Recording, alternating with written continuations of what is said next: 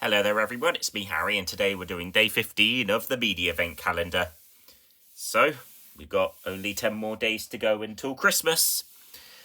But, what we're going to be looking at today is games published by LucasArts, the former video game division of Lucasfilm. So, as you'd expect from them, they did a lot of Star Wars games, but they were most well known for doing adventure games.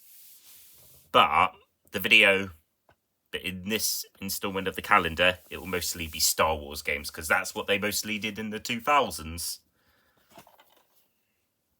So, we'll start off with the original Star Wars Starfighter, which I think may have been a sequel to another Star Wars game, but I'm not sure, because I'm not really that skilled on the franchise. So this was released in 2001. Developed and published by LucasArts, and it has you flying different vehicles in the Star Wars universe, mainly the Naboo Starfighter, and battling. So yeah, pretty good stuff. Most of these games are not canon to the Star Wars movies. They're all part of the Star Wars Legends expanded universe. So just think of them as like their own thing. And this was just one of the many games that was made for Episode 1. And then another game also made for Episode 1 is Star Wars Super Bombad Racing, that was done by Lucas Learning. And this was the last game or thing they did before they were shut down. This came out around May of 2001. And then on the front you have really, really, really cheapified versions of Yoda and Darth Maul. So the characters you play are those two: Sebulba, Anakin, Queen Imelda, Obi-Wan. I can't read that. Boss Noss and Jar Jar Binks. Being honest, it's no surprise that Jar Jar's in this, because this is a kids' game, so. But it is a really weird kart racer.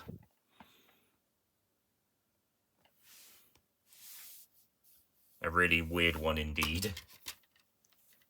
And there's even a controls thingy on the back, which is on the back of the manual, which is very strange. Escape from Monkey Island. So this was the very first Monkey Island game released on consoles, I believe. And this also came out in 2001. Here we are. And look at this. They even misspelled villain. Kind of explains things a bit. It was also the first Monkey Island game released in 3D. But aside from that, nothing much else to say about it. It was ported by a company called...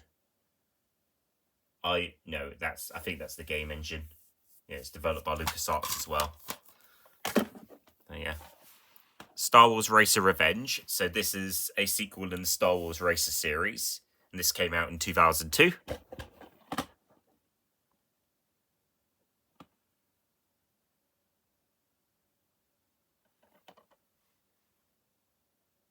Another game developed and published by LucasArts. Here's the manual. And the disc. A very yellow disc. Sebulba's on the front of the disc. And there's the manual.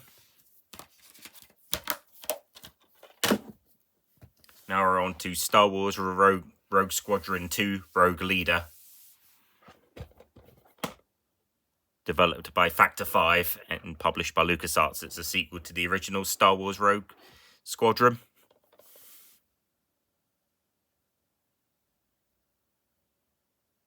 And then it promotes it as having Dennis Lawson as Wedge Antilles, like he was in the movie. Yeah, they do really make it a big deal. This was a GameCube launch title as well.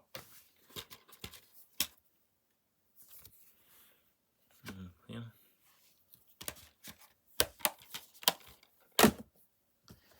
Star Wars Jedi Starfighter. This is the sequel to the other Star Wars Starfighter game. This is the Xbox version of it, which came out a few months after the PlayStation 2 version, and has some additional features that weren't in that version. So it makes it clear that it also includes a new level and a 2-player mode with Jango Fett. So this was a tie-in to episode 2. There we are. Nothing on the back of the manual. And that came out around May of 2002 as well. And then what came out around 2003 is Star Wars Bounty Hunter.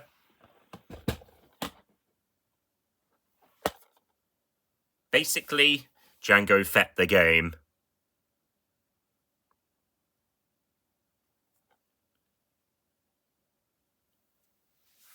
I think it was released for other systems as well.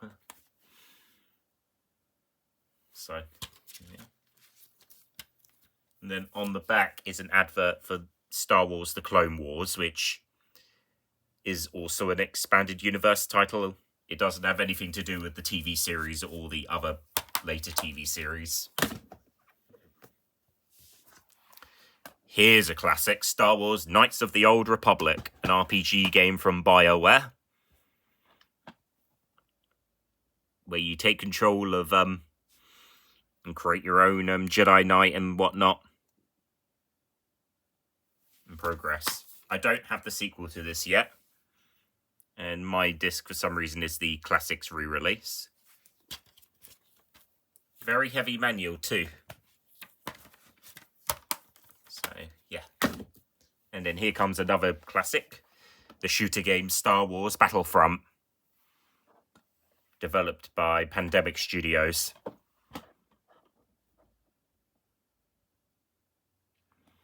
Fighting in the deadliest of all Star Wars wars.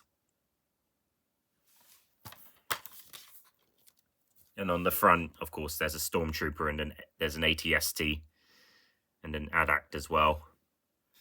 Basically representing what all kinds of things you can battle as in the game. And there's also a little Xbox Live 2-month trial code, but obviously it's useless because Xbox Live shut down years ago on the original Xbox. And then here's the sequel, Star Wars Battlefront 2, which includes some stuff from Episode 3. And then this time it allows you to fight as a Jedi and battle in space. So alongside the Episode 3 game and LEGO Star Wars, the video game, there was also this. So, yeah. And that came out in 2005, by the way. Then, although they didn't publish it in Europe, I'll include it anyway. The original Thrillville, developed by Frontier Developments. And in the UK, or Europe, it was published by Atari. But elsewise, in North America, it was published by LucasArts, who own the IP. This came out in 2006. The Xbox version didn't come out in Europe, but I think it's region free. It's essentially like Roller Coaster Tycoon 3, with mini games included and whatnot, and you can interact with your guests personally. Pretty cool, actually.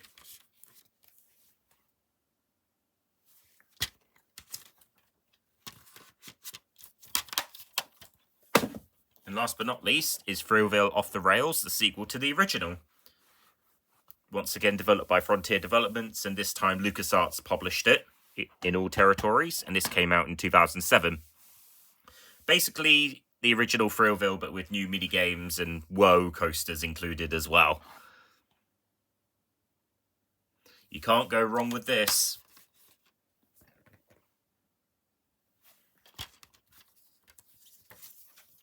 Then there's Park Tour, Black Leaflet, and then the manual, which isn't anything to write home about. So yep, that's day 15 all done. So, what will I be doing in the next episode? Maybe I'll look at some platformers next. Or maybe some Sims games. Who knows? Anyway, see you later everyone. Bye for now.